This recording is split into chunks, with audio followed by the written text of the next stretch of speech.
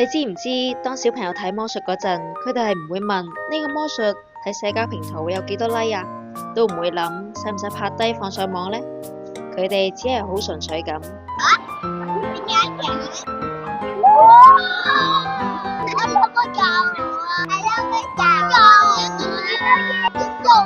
拍多啲得唔得？交學費有冇交學費先？過嚟教我們做多啲啊！做多次啊！小朋友見到魔術會笑得好開心，因為佢哋享受當下嘅驚喜。但係我哋唔知由幾時開始，心情係會跟住網絡數據起伏。一個貼文冇人 like 或者 view 數唔夠高，就會開始懷疑人生，慢慢將自己嘅價值同快樂寄託咗喺虛擬嘅認可度。不過諗真啲啊，100個 view 代表咩啊？即係代表有100個人願意停低花時間睇你嘅創作啊！喺現實世界要聚集100個觀眾都真係唔容易啊！咁難道唔係一件好犀利嘅事咩？唔知你對上一次發自內心笑又係幾時呢？